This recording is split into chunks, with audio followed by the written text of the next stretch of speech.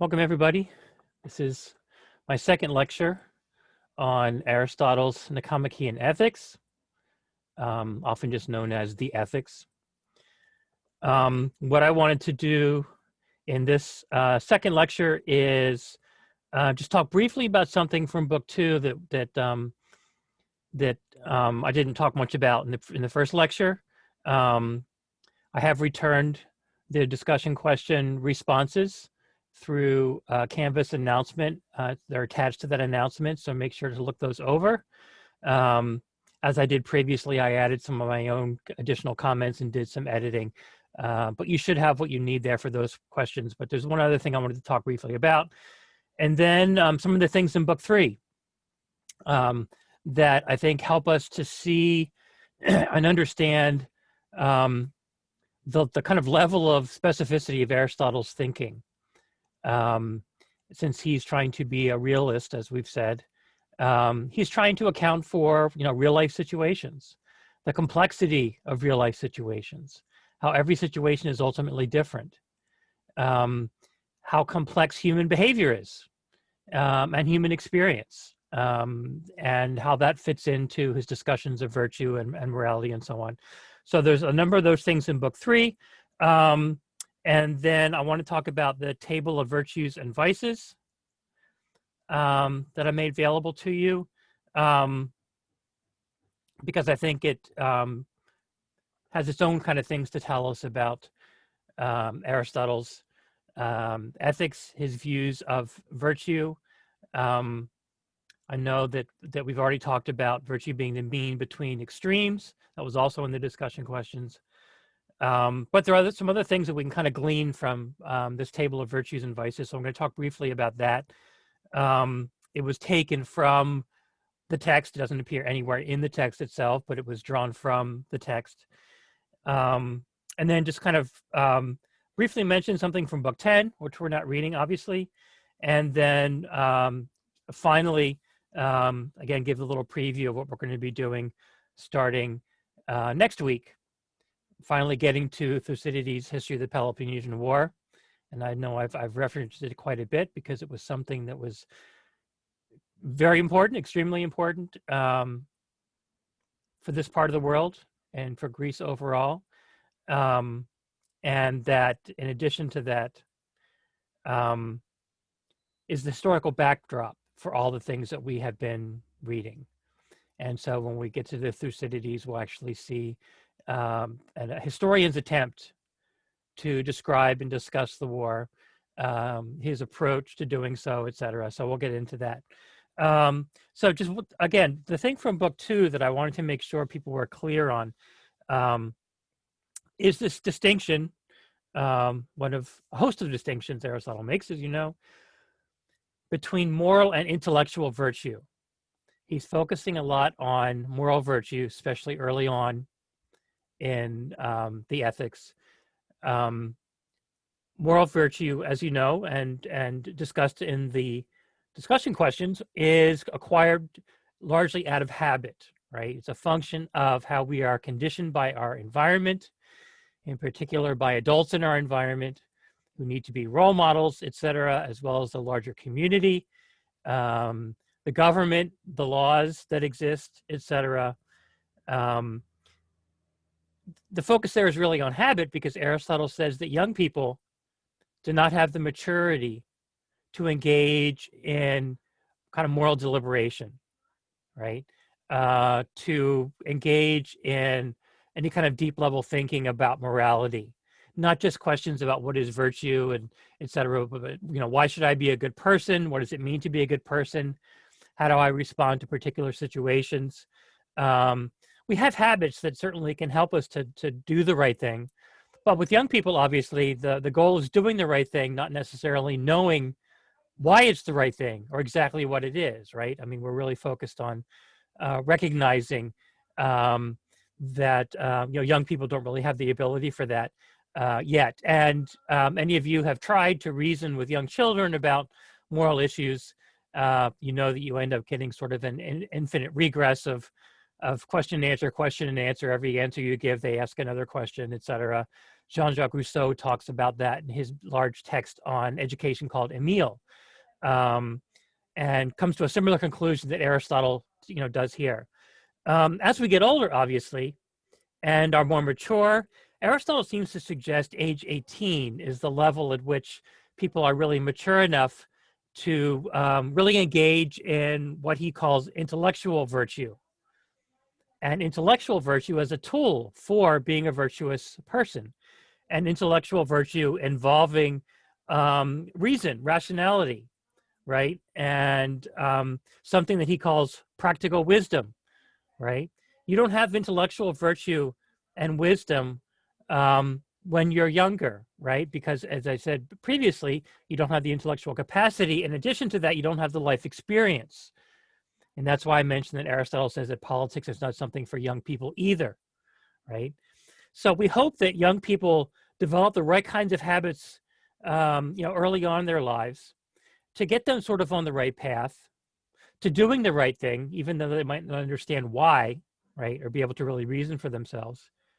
And then getting to the point as they get older where there's more and more thought involved, more of their own deliberation involved in their moral decision making. And likely as adults, you find yourself in situations that are more demanding in terms of your ability to deliberate and make the right kinds of decisions in moral situations that you find yourself in, right? As adults, as parents, etc. When you have more agency, when you have more responsibility, right? It's really important to be able to exercise that intellectual virtue, to be able to reason and deliberate. Aristotle also distinguishes practical wisdom and knowledge from theoretical knowledge. And that's similar to the way we make that distinction between kind of theory and practice today, right? Certainly theoretical wisdom is important. It helps us think at a really broad level, right? At the level of generalities, at the level of theory. But we must learn how to apply that theory to practice, right? And not just understand things at a theoretical level, but be able to apply them appropriately to particular situations. And that's difficult, right? Because theory doesn't deal with the particulars of situations. And Aristotle very much focuses on that, right? So that being able to have practical wisdom and knowledge along with theoretical knowledge is obviously really important ultimately as we get older for Aristotle as well. So I just wanted to highlight those things a little bit before moving on to book 3. So as we get into book 3, we see one of the initial points of discussion here is this distinction between voluntary and involuntary passions and actions, right? And what's the difference between acting voluntary in a voluntary way and an involuntary way? Acting in a voluntary way is obviously really important, right? Volition, acting out of your own choice, out of your own decision, or out of your own agency.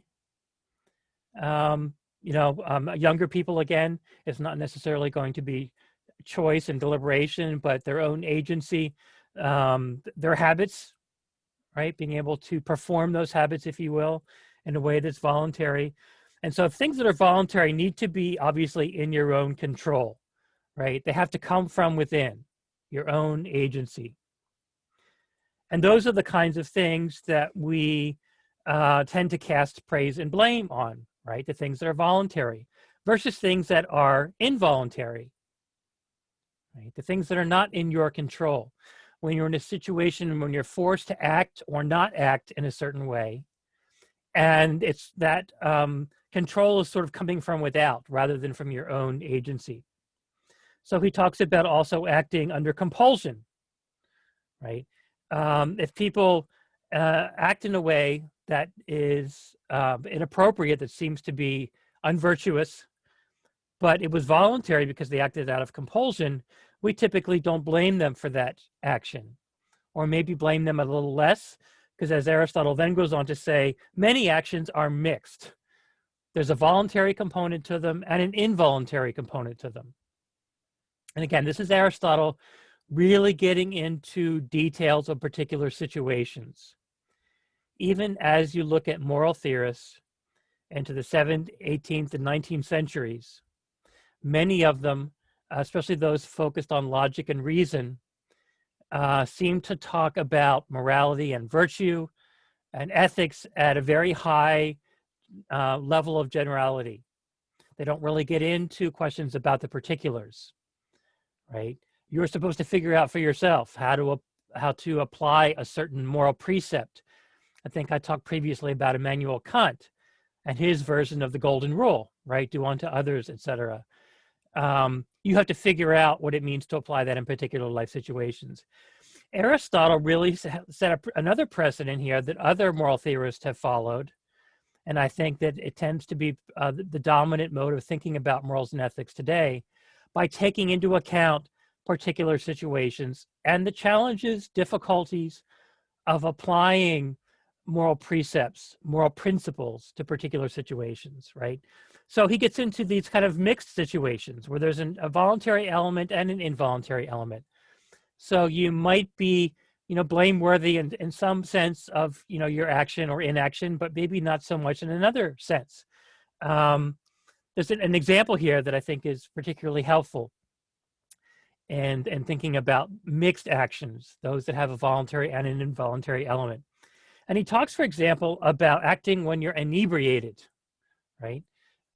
We tend to recognize, right, that the more inebriated somebody is, the more their actions just sort of become impulsive. They certainly don't involve any real level of decision making, right? Our inhibitions are lowered, and we might do things in a way that we wouldn't otherwise do them. And we might say those actions are therefore involuntary. And we might sort of excuse somebody, forgive somebody for saying something or doing something, depending on the severity, based on whether or not they were inebriated at the time. On the other hand, Aristotle does say that it is your choice to become inebriated. That was voluntary, right? So you're not totally blameless if you do something, unvirtuous, immoral, unethical, etc., when you're inebriated, because you did have that choice of whether or not to become inebriated in the first place, right? So that's where judgments become kind of mixed, right? You don't want to totally let somebody off the hook for something they did. Again, it depends on the severity. On the other hand, by the same token, people know that they tend to act in a way that is impulsive, right? When their inhibitions are lowered, when they're inebriated, et cetera. And when you choose to become inebriated, it's as though you kind of accept responsibility to an extent for what might happen once you do that, right? So that's where the judgments become a little more complicated.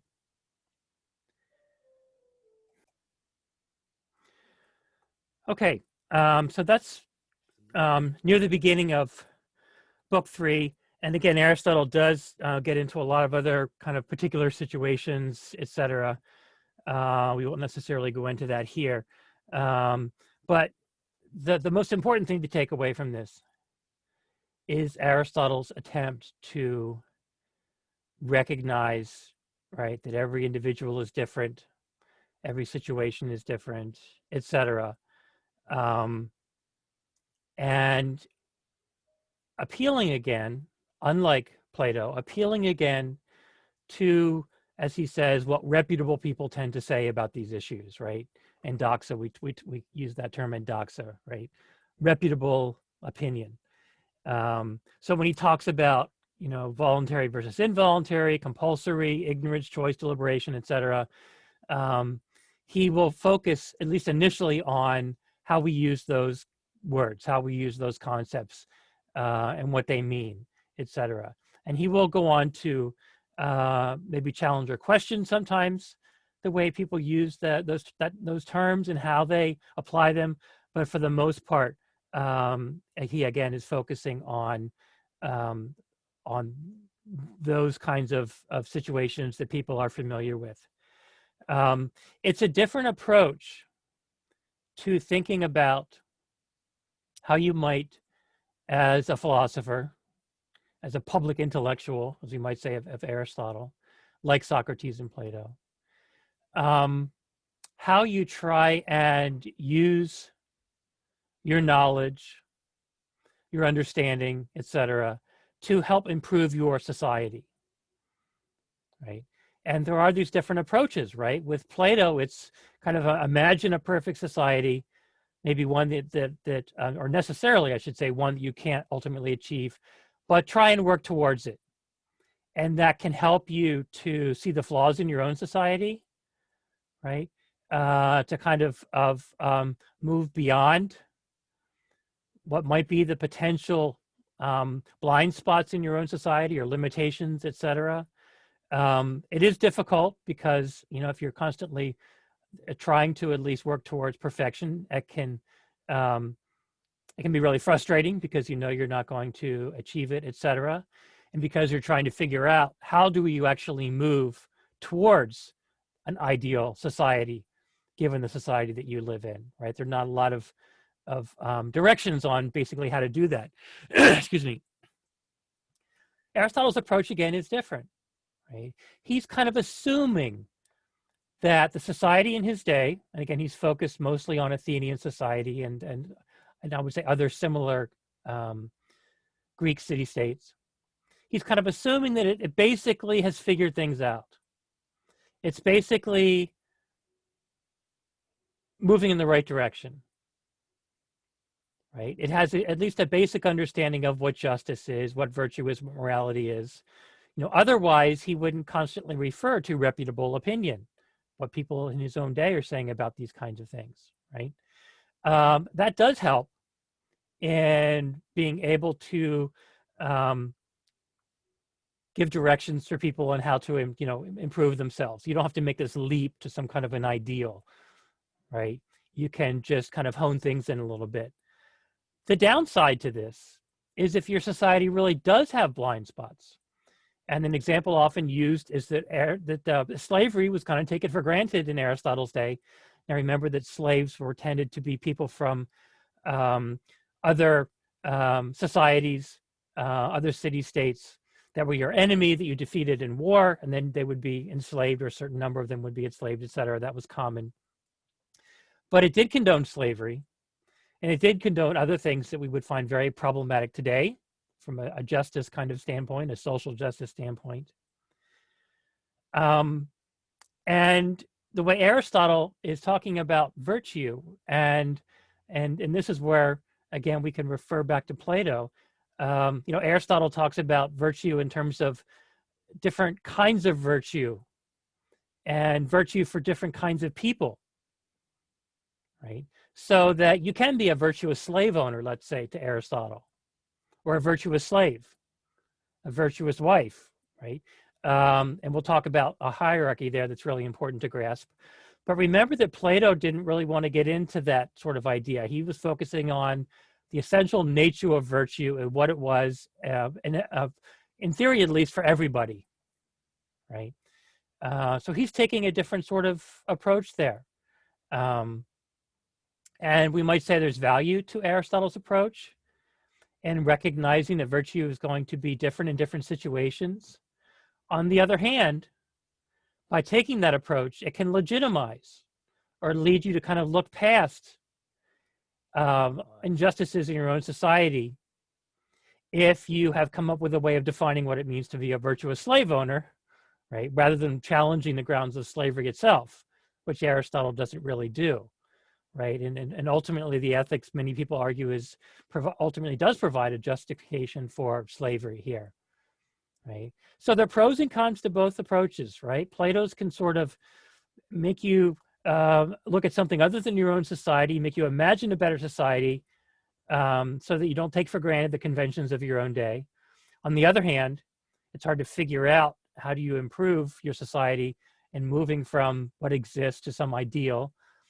Aristotle's helpful because he does work with convention, he does work with reputable opinion, he does work with the particulars of all life situations, and give you a better sense of how to improve as a human being.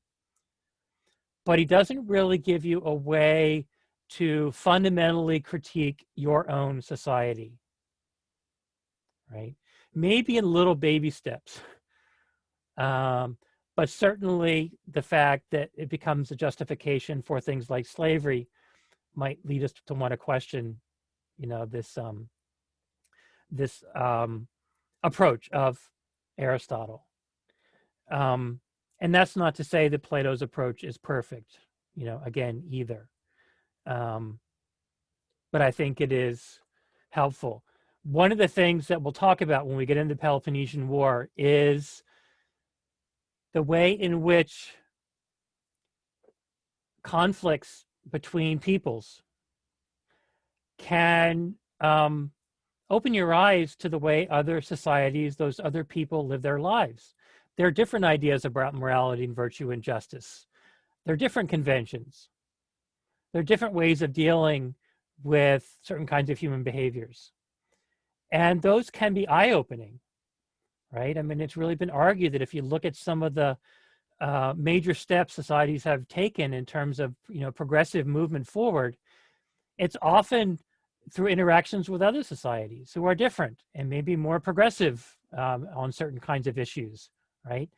Again, we'll talk about that when we see what happens when Sparta and Athens sort of meet each other in very different conventions that they have, a different sense of justice, et cetera, and what happens when those clash, and what might be the benefit to both societies by coming in contact with an alternative.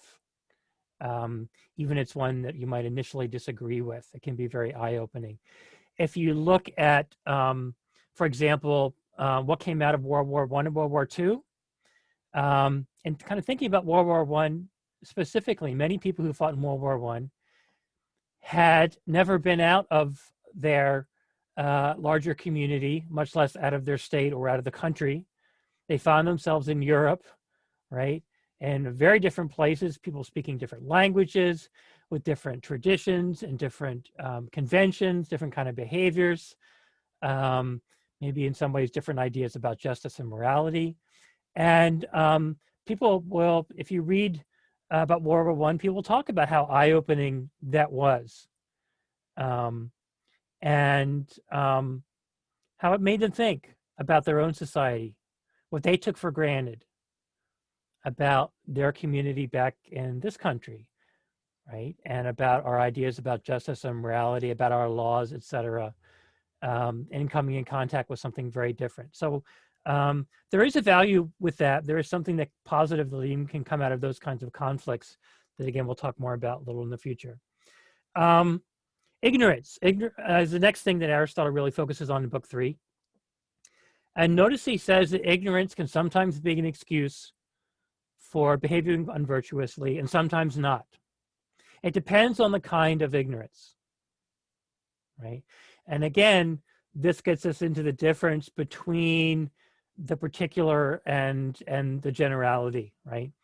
There's certain kind of ignorance that we won't excuse people for because they have no reason to be ignorant, right? Let's say there are laws that everybody knows about, and those laws are publicized, people are aware of them. They can't say, well, I wasn't aware that I wasn't supposed to drive 100 miles an hour on the highway, right?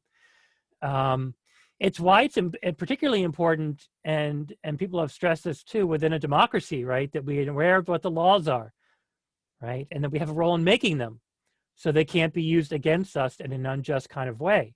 That's the kind of thing that happens in authoritarian regimes and autocratic nations, right? When somebody says, hey, you shouldn't have done this, there was a law or decree against doing this, and you can say, well, wait a minute, I wasn't aware of that, et cetera. Well, that doesn't help. So we try to make people aware, right, of what's acceptable and what's not acceptable. If you find yourself in a particular situation and you have to make a decision, you might kind of know what the right thing is to do, but because of something about that situation you're not aware of, do something that's harmful, right? So let's say that you know that when you see somebody in distress, you should try and assist them. You should try and help them, right? And in most instances, if you try, and even if you, fail, we're not going to blame you for what you did. You're probably going to be praised for at least responding and trying to help that person.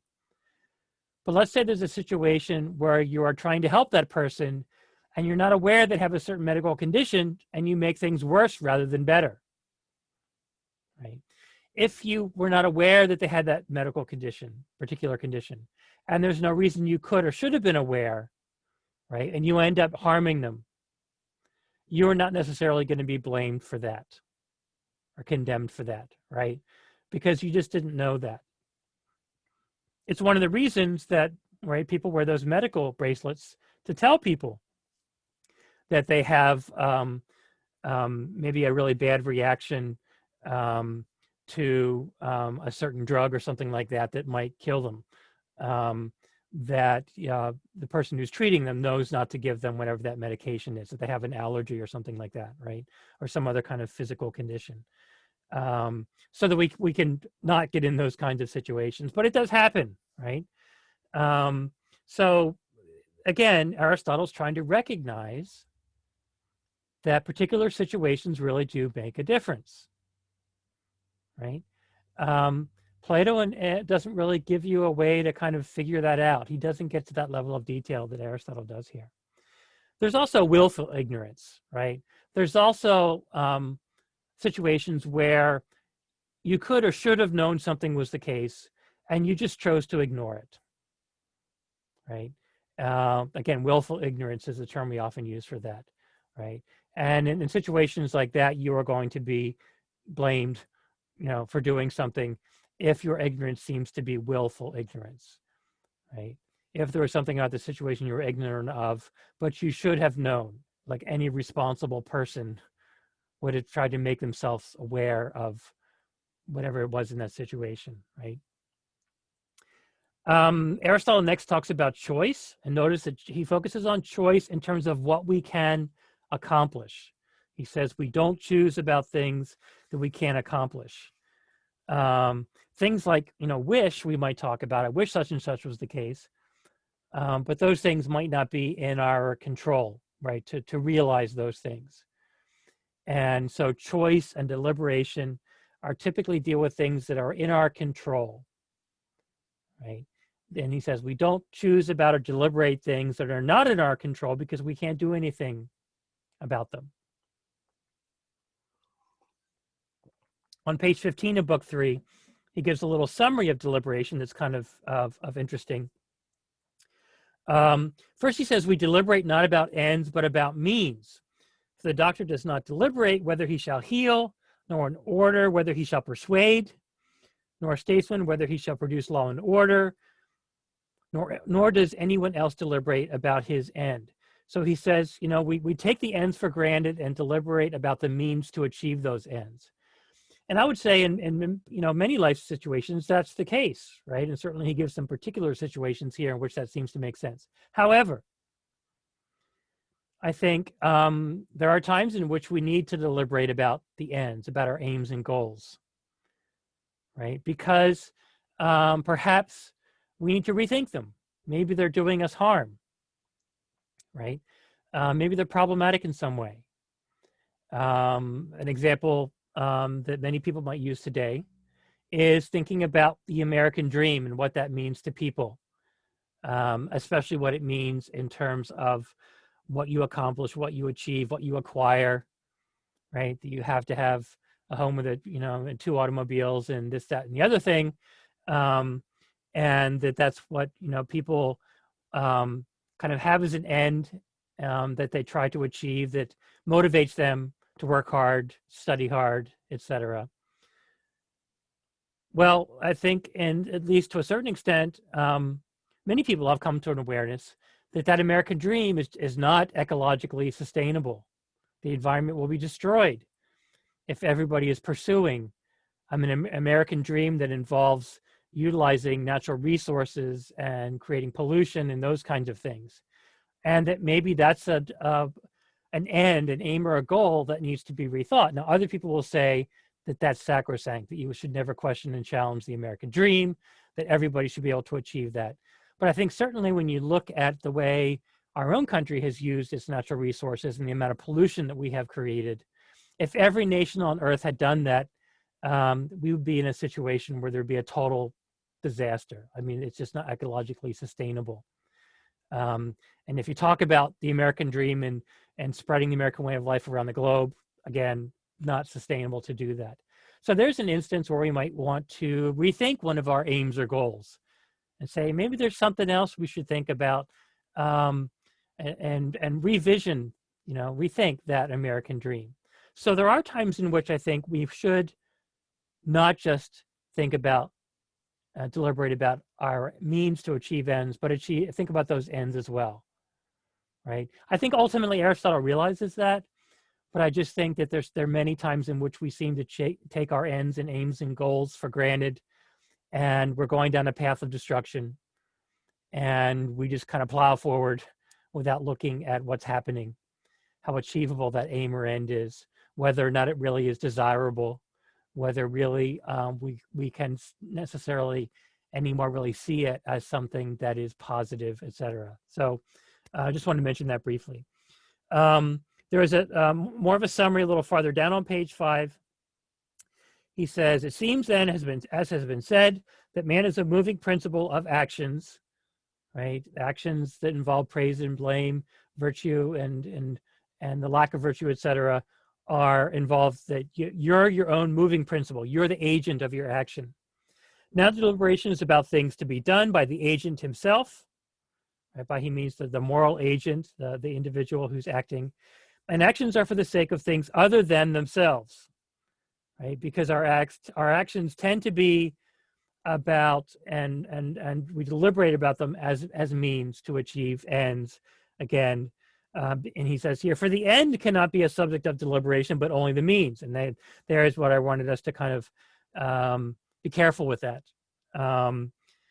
Nor indeed can the particular facts be a subject of it, right? Because we can't change the particular facts of situations. They are what they are, etc.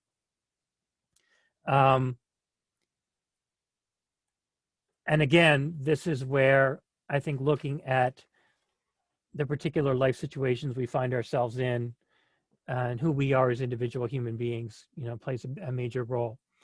On page 8, right before, and this again is still in book 3, right before Aristotle gets into getting into this long list of virtues. And this is what this table of virtues and vices was drawn from. There was a really helpful, I think, summary statement on page 8 that I just wanted to read through and just comment a little bit on. And it's about 10 lines down or so, something like that. He says, first of all, virtue is voluntary. Vice also will nonetheless be voluntary, right? We're not going to claim that somebody's action is unvirtuous, that it represented a vice, if it was not voluntary, if they were under compulsion to do something, right? I gave a mixed example of a mixed situation, somebody who's inebriated. Another common mixed situation that people often use in discussing morality and moral dilemmas. Let's say that you have somebody who takes some hostages, and you're one of the hostages, and let's say there are 3 of you, and one of the people that takes the hostages says you need to kill one of the other 2, or he'll kill all 3 of you. And you find yourself in a situation where there's sort of a no-win situation, right? There's sort of a dilemma you find yourself in.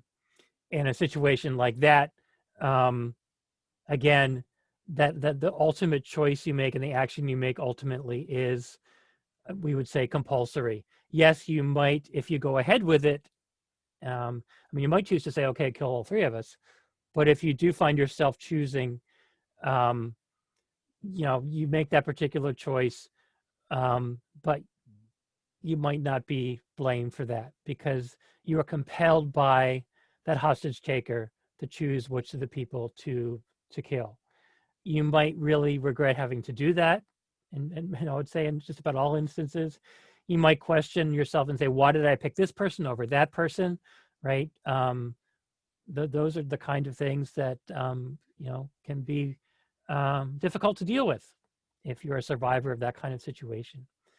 There's also in moral theory, the lifeboat situation, right? When you're in a lifeboat that'll hold 10 people, but there's 11 people in the boat or want to be in the boat. Who do you decide who goes overboard, right? All these kind of moral dilemmas try and at least get us to recognize, again, these particular situations and make us, put us in situations where we have to think about whether or not somebody's acting in a way that's really of their own free will or whether that's compulsory. And again, free will is necessary for us to make judgments about vice and virtue. If you don't have free will, if everything is compelled from the outside or a specific action is, again, that's not going to reflect negatively on you. Let's see, for in the case of bad men, there is equally present that which depends on himself and his actions, even if it's not his end. If then, as is asserted, the virtues are voluntary, for we ourselves somehow partly responsible for our state of character, and it's by being persons of a certain kind that we assume the end to be so-and-so, the vices also will be voluntary, for the same is true of them. Right? So both vices and virtues are voluntary, and they're about choices we make, how we deliberate in situations.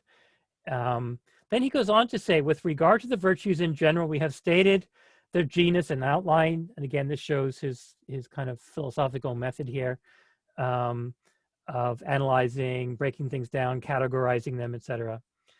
That they are means and that they are states of character, talking about virtues, and that they tend, and by their own nature, to the doing of acts by which they are produced. In other words, you become a courageous person by acting courageously. Right? The more you do it, the easier it is to do. The more you fail to do it, the harder it is to do. And that they are in our power and voluntary and act as the right rule prescribes. But actions and states of character are not voluntary in the same way, for we are masters of our actions from the beginning right to the end if we know the particular facts. But though we control the beginning of our states of character, the gradual progress is not obvious any more than it is in illness because it was in our power. However, to act in this way or not in this way, therefore the states are voluntary. One of the things he's really saying there is that as we develop our morality as human beings, we need to be really careful about our actions, about our choices and our deliberations, sort of as adults, because whatever we do, it becomes easier to keep doing that in the future, whether it's good or bad, right? In a sense, every action you take, every action that you take changes you in some way, right? Makes you more or less likely to do a certain action or to respond a certain way to a situation in the future, right? So in some sense, every action you take has some kind of a moral element to it, right? It either maybe makes you a better person or potential to do so, or a worse person. And it happens really gradually. That's what he's saying here about, a lot of times we're oblivious to the way things happen. Just like sometimes when you become ill, it's a little bit at a time. You think you're okay, you only have a few symptoms, and the next thing you know, you're on your deathbed, right? He's saying the habits work the same way. And so we need to be really careful about the choices that we make and the actions that we take, because they do, even if in a very small way, shape us and our future actions.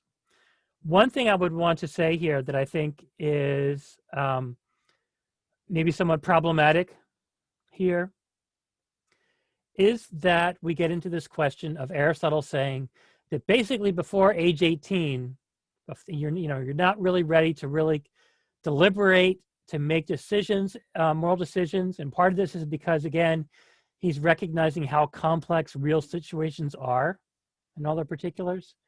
And I think we might agree with that. However, if you wait by the time that you're 18 to start saying somebody is really ready to take responsibility for their own life and their own actions,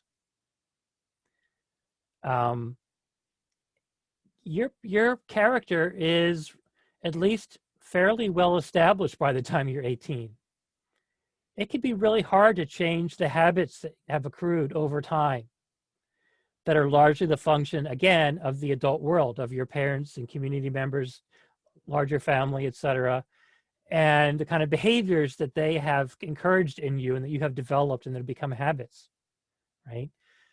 So when he sort of says our actions are in our control from right from the beginning, I think we might want to say, well, wait a minute. That's not necessarily the case. If you're talking about society overall, that might be true. But if you're talking about individual human beings, as he says, for much of the early part of your life, that responsibility goes to adults who impact you and who shape your habits and your behaviors. And again, those are really hard to change. By the time you're 18, your habits can be difficult to change. They can change, your views and can change in behaviors. I think that's one of the things a lot of people discover when they go out in the world on their own after they graduate from high school, let's say, or go to college, is you're in a situation when you're a little more independent. You're not around your parents anymore. Maybe you're in a different community, and you can start thinking about your own beliefs and what you agree with and what you don't agree with. People's politics can change. Their views about morality and ethics can change. About major and maybe really complex and controversial issues can change. If you're pro-life or pro-choice, if you believe in capital punishment or not, I mean, all kinds of things can still change. I think that's more likely, though, if you are somebody who does continue your formal education after high school, because you're more likely to have opportunities to really discuss those issues, right? And to come across people who have different views and beliefs.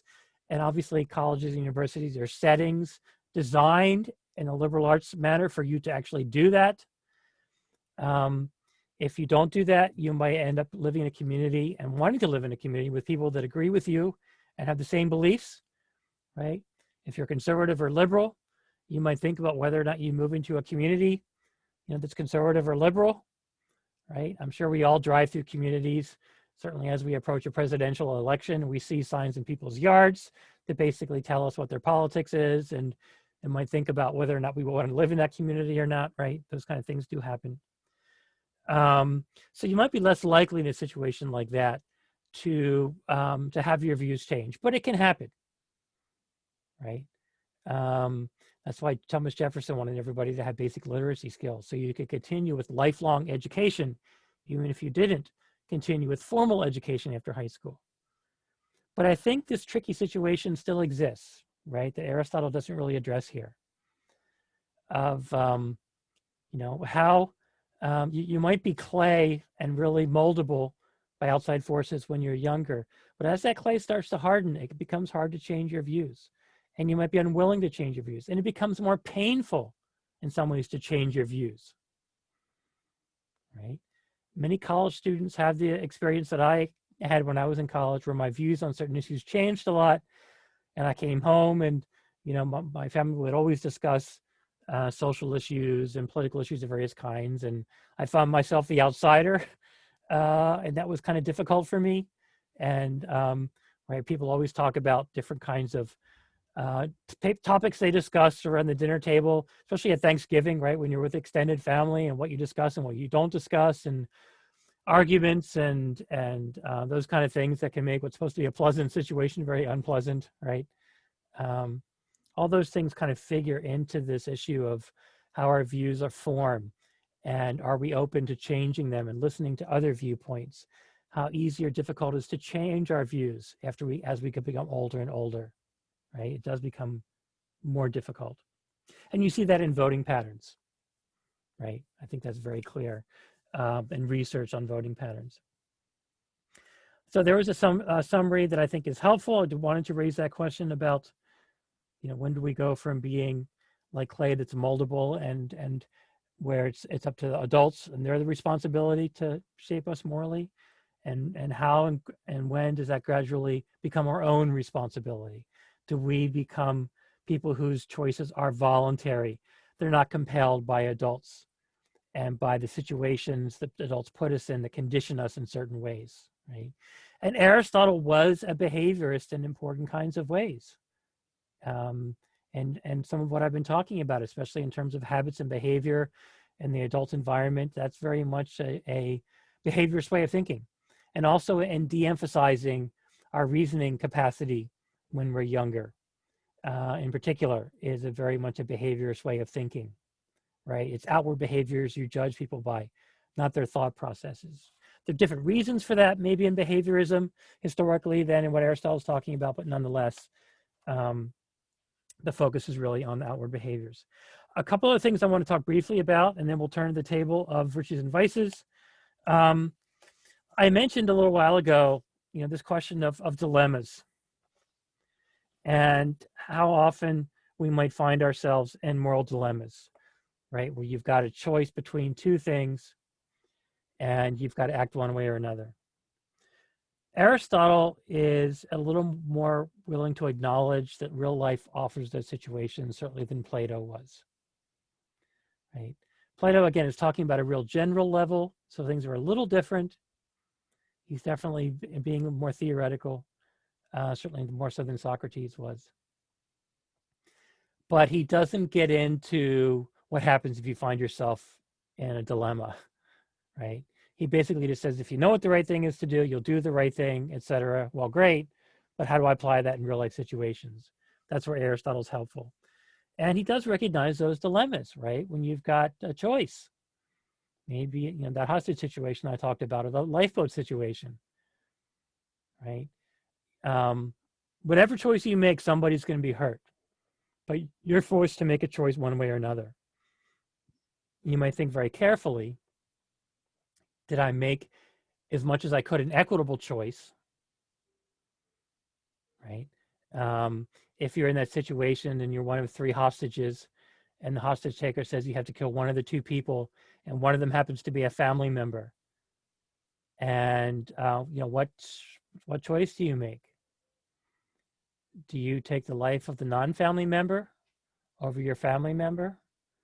Or do you feel like that other person's life is not any more valuable than your family member and you would be showing favoritism by doing that?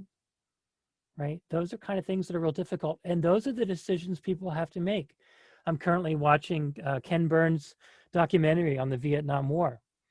And when soldiers talk about the experiences they found themselves in, how torturous it was when they had to make decisions. You can save one of your comrades and two of them are badly injured. Which one do you save? Right? Triage, as they call it in medicine. People face those dilemmas. You try and make a decision based on who's more savable, whose more life is I can more likely save in a situation, and that's the person I'll treat first. But that can be a difficult decision to make. It can be 50-50, or it can be a situation where one of those people is a family member, right? These are the kinds of situations that often end up in literature, right, in film and those kind of things. Sophie's Choice, a great example of that. If you haven't seen that movie that with Meryl Streep, at least Aristotle recognizes that we find ourselves in those situations, and sometimes you just have to make a choice and somebody's going to be hurt. So he acknowledges that, and that's a kind of a tragedy, right? Those are tragic situations when you find yourself in those kinds of situations, and that life involves tragedy, right? That things happen that are out of your control. Natural disasters, for example, right? Floods, hurricanes, earthquakes that create situations that make moral and ethical decision making really difficult and complicated, and maybe in some ways we might want to say also impossible. And finally, Aristotle acknowledges a lot more, I think, than Plato does, because again, Plato's dealing at that real level of theoretical generalities. Aristotle recognizes human fallibility. Human beings make mistakes. You can screw up every once in a while and still generally be considered a person of good character and a virtuous and moral and upstanding person, right? Not everybody is going to do the right thing all the time, and maybe nobody is, right? We're all going to make mistakes sometimes. You don't want to get in the habit of making mistakes. You don't want to say, well, I just made a mistake every time you do something wrong, when maybe you didn't think carefully about what your action was. Nonetheless, we do make mistakes, right? The best laid plans of mice and men, as they say, which comes from a Robert Burns poem. Things just don't turn out the way we wanted them to, right? We're trying to do the right thing, but the outcome is just a bad one, right? Our consequences are just the wrong ones, right? When I talked about Aristotle having a teleological approach to ethics and really, recognizing that principle is important as a deontologist. And again, if you forget those terms, look back at my first Aristotle lecture.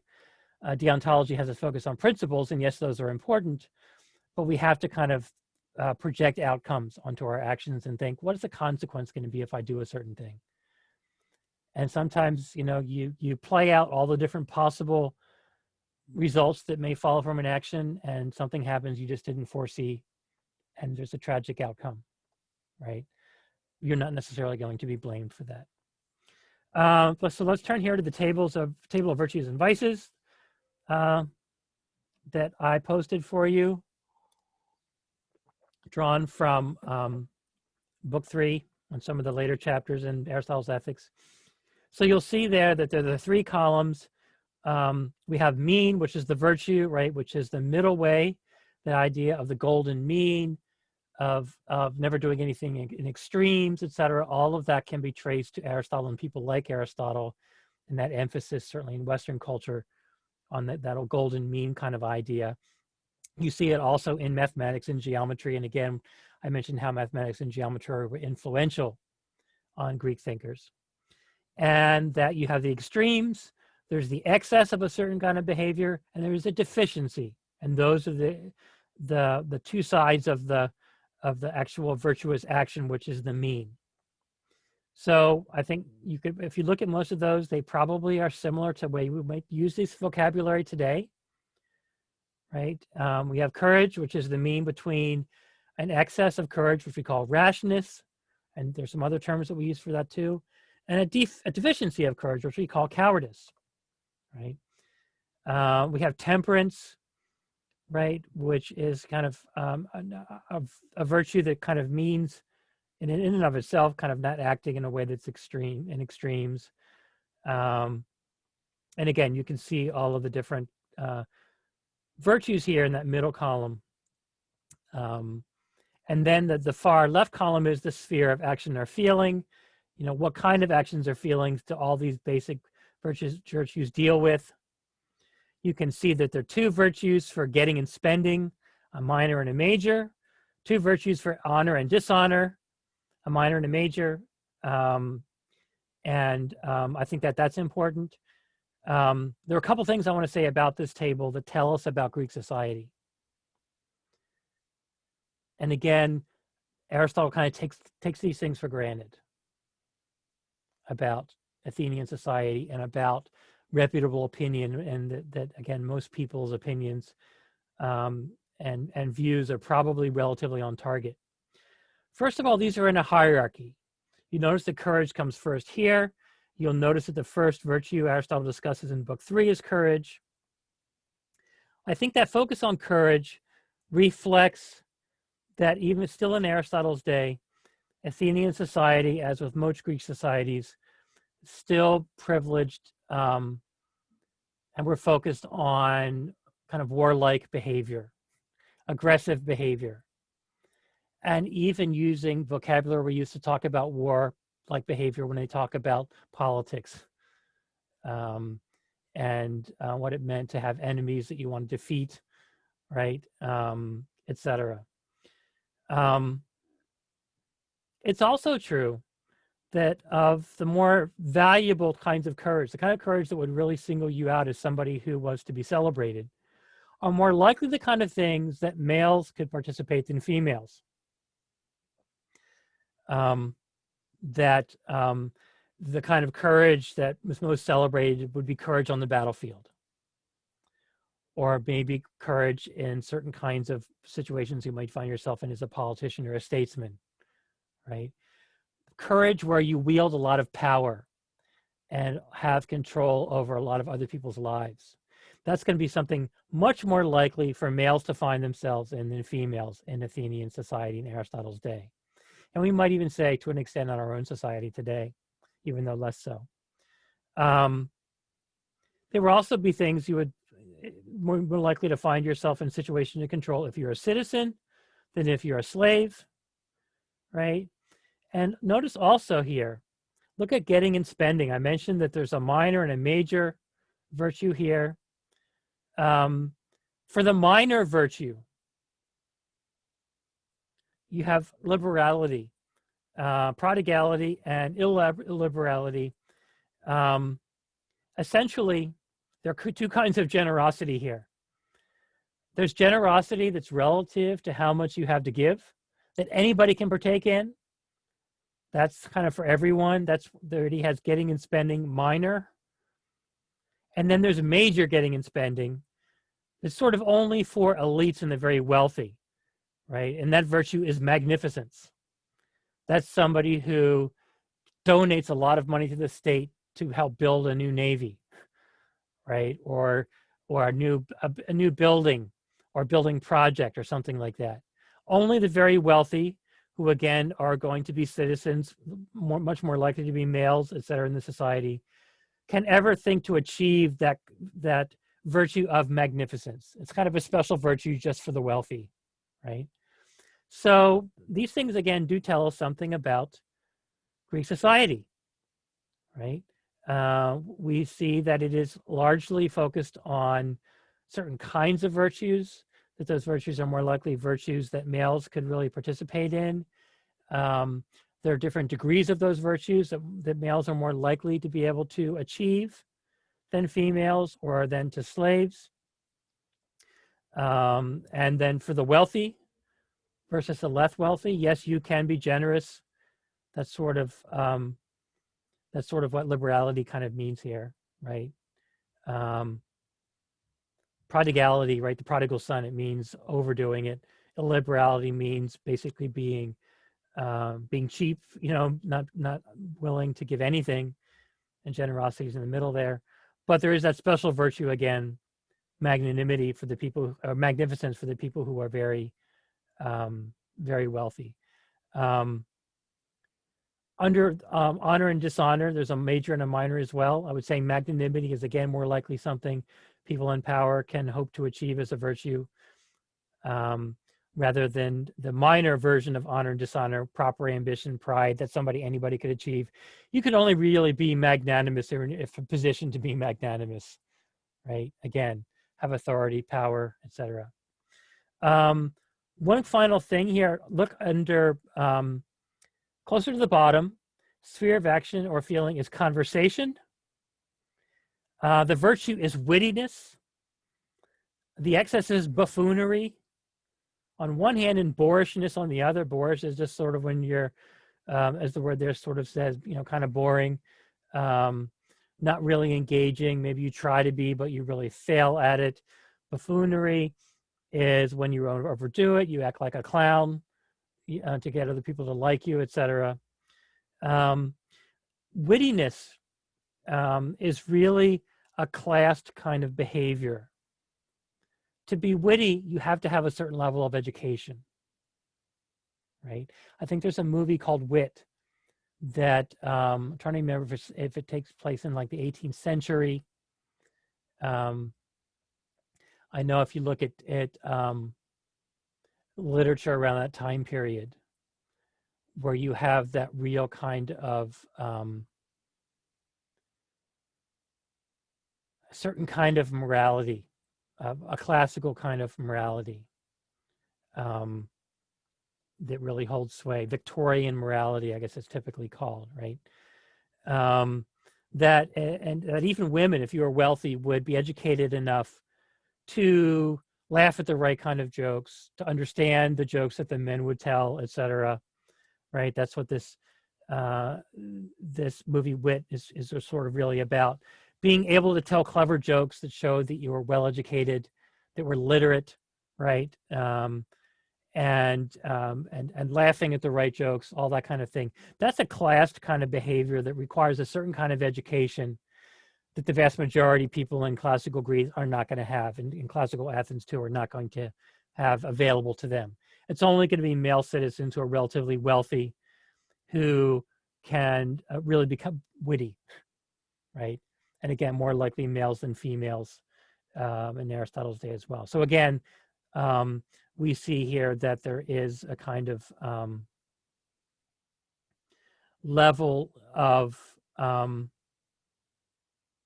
well-being that can be achieved by, again, people who are relatively wealthy, well-educated, males, etc. All those things that I kind of already talked about. At the very end of the Ethics, Book 10, and let me just, while I'm talking about this real briefly, I forgot to share a screen with you of the table of virtues and vices, so I'll pop that up here for a minute. Again, you'll see that sphere of action in the left-hand column, right? I talked about getting and spending, the minor and major version of that, honor and dishonor, the minor and major version of that. Conversation, I talked about courage at the top, right? So you see the meaning of courage and the extremes on either side. You'll see magnificence and liberality that I talked about. Honor and dishonor, you'll see magnanimity. As the major version of that, the minor version being proper ambition and pride. You'll see conversation that I mentioned, wittiness is the virtue, borishness and buffoonery on the other side. And that those are in sort of a kind of hierarchy. There's a reason Aristotle chooses to discuss courage first when he talks about the virtues. That again tells us something about the society of his day. When Aristotle gets to Book 10, at the end of the Ethics, he talks about the ultimate kind of happiness. Now you'll remember that he talked about 3 ways that people try to achieve happiness. One is through pleasure and bodily activity. He says, yes, you need to have some degree of that to be happy, right? Good food, etc. The middle way is the kind of practical morality, right? A life of action. And that's what most people really sort of have available to them to try and achieve, right? To have some level of education, to be upstanding, virtuous person, to be somebody of reputable opinion, maybe to become involved in politics at some level, to become maybe a statesman or a community leader, right? Everybody has the opportunity, all citizens, and especially male citizens, to be able to do that. And then he said the third one was the life of contemplation. And he said, I'll talk about that later, right? Book 10 is when he focuses on that. And that, he says, provides the ultimate kind of happiness, the ultimate kind of flourishing, of well-being. And of course, he's going to say that because he is a philosopher. So he finds a life of contemplation, right? The happiest kind of life, right? The ultimate life of the mind, right? I think Plato would basically say the same thing here. But you have to have, again, all of your basic needs taken care of. You have to have a certain level of education, probably a certain level of wealth, to be able to engage in that life of contemplation that he finds the ultimate, best kind of life for human beings who want to flourish, who want to achieve a certain level of well-being. So I didn't have you read Book 10, but that's where he kind of ends up. Moving ahead, and I'll take down the table of virtues and vices here, and I will pop up briefly the syllabus.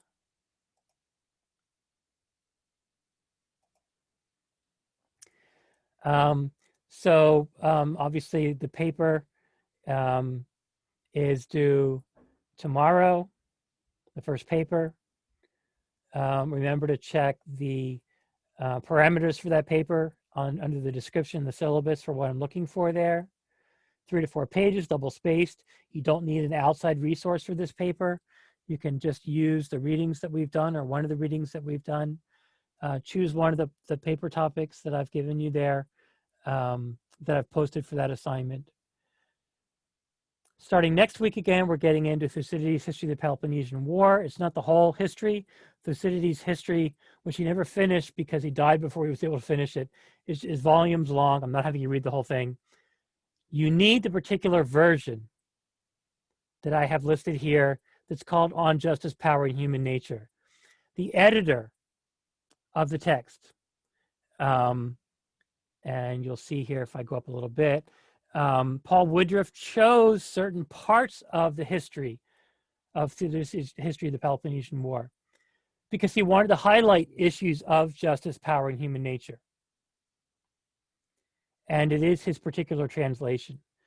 So even though I'm sure there are other translations of Thucydides' history floating around, you need the Paul Woodruff edition. And I have used it for years, and I know other people in Hum use it, so it should be something that you can come up with. I know the bookstore should have it, etc. So that's important to remember for Monday. And read the introduction and the first 3 chapters. I'll be giving you some background on the war. I will also be posting a lecture on the beginning of Thucydides' history because of, again, some background on Thucydides and on, I'll give you some more details on the beginning of the war and again, why it started, how it started, which I think are important. You'll again see how a lot of the things that Aristotle and Plato and even Sophocles and Antigone talked about will be reflected in the war in terms of the culture of Greece and of Athens in particular, with Plato and Aristotle, etc. So I will post a lecture about the first reading there that I think you'll find really helpful. There'll be some discussion questions then due on October 2nd. And then another lecture on October 5th. So you will be getting between the discussion questions and then I will post the responses to those in my 2 lectures. Quite a bit of feedback on that reading.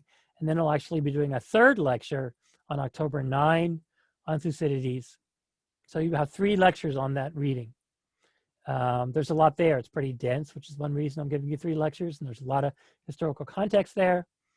And then October 12th, I'll be doing a preparation sort of lecture overview to help everybody prepare for the midterm, which will be on October 14. The format of the midterm is in the syllabus here if you look up the exam format where that's listed. And if you have any questions again about the exam on the 12th or around that time, between the 12th and 14th, I can answer questions over email, etc. So I want you to feel like you have what you need to prepare adequately for that exam on the 14th. And that'll basically take us to the midpoint of our readings. You have only needed to read by that point, remember chapter 3 of the Perry text, the history of this, time in history, and the PowerPoint that's posted in Canvas for chapter 3 of the Perry text. That's all you're required to read other than the primary sources up through the 14th.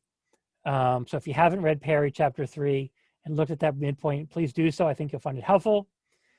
And then we'll get into the second half of the semester, and then there'll be Perry chapters that are due relatively regularly because we'll be jumping through more time periods here in the second half of the semester. But that's what we have looking ahead. Again, let me know if you have any questions. I hope you found this lecture helpful.